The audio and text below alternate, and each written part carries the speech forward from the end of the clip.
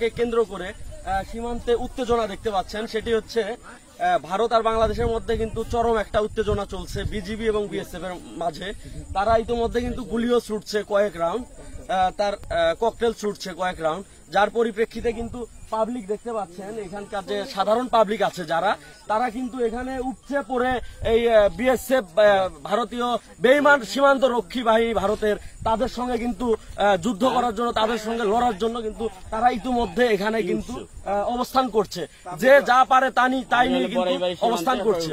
দর্শক, কিছুক্ষণ আগেও এরকম ঘটনা ঘটছে। তারা কিন্তু এখানে 14 জনকে এখানে নামিয়ে দিয়েছে, যে 14 জন প্রত্যেকেই ইন্ডিয়ান নাগরিক। তো ইন্ডিয়ান নাগরিকদের তারা কিসের পরিপ্রেক্ষিতে এই ভোর রাতে কিসের পরিপ্রেক্ষিতে তারা নামিয়ে দিল, এই বিষয়ে আমাদের বিজিবি জওয়ানরা তাদের সঙ্গে কথা বলছে। এটার সর্বশেষ পরিস্থিতি আপনাদেরকে জানিয়ে দেওয়া হবে, ততক্ষণ আপনারা সঙ্গে থাকুন। ধন্যবাদ।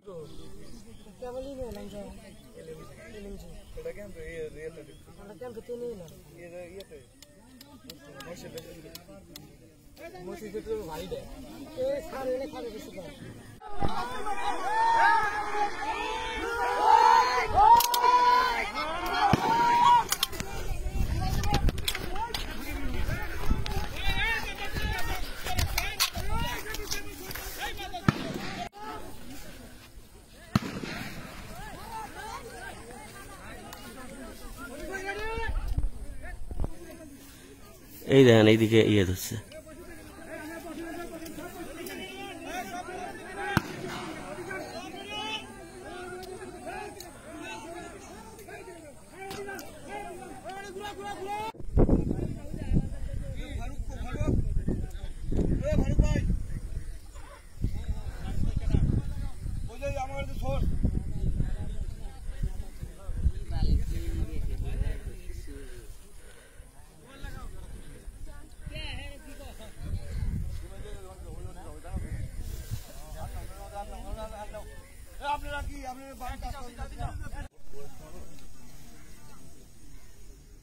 যান, আপনি যান, ভয় পায় না, আপনি একটু দাঁড়ান,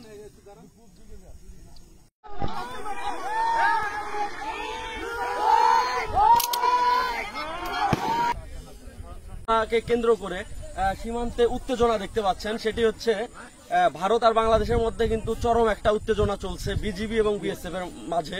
তারা ইতিমধ্যে কিন্তু গুলিও ছুটছে কয়েক রাউন্ড, তার ককটেল ছুটছে কয়েক রাউন্ড, যার পরিপ্রেক্ষিতে কিন্তু পাবলিক দেখতে পাচ্ছেন এখানকার যে সাধারণ পাবলিক আছে যারা, তারা কিন্তু এখানে উপচে পড়ে এই বিএসএফ ভারতীয় বেইমান সীমান্ত রক্ষী বাহিনী ভারতের, তাদের সঙ্গে কিন্তু যুদ্ধ করার জন্য, তাদের সঙ্গে লড়ার জন্য কিন্তু তারা ইতিমধ্যে এখানে কিন্তু অবস্থান করছে।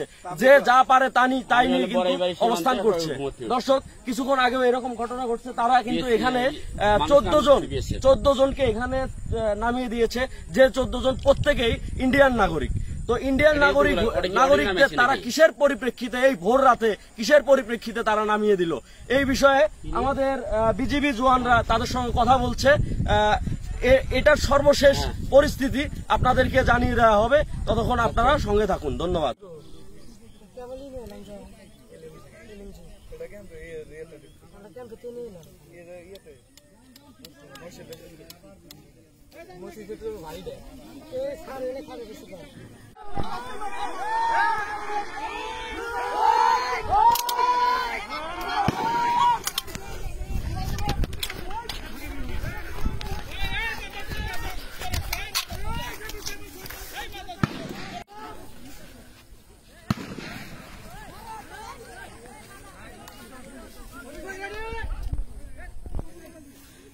এই দেখেন, এইদিকে ইয়ে ধরছে।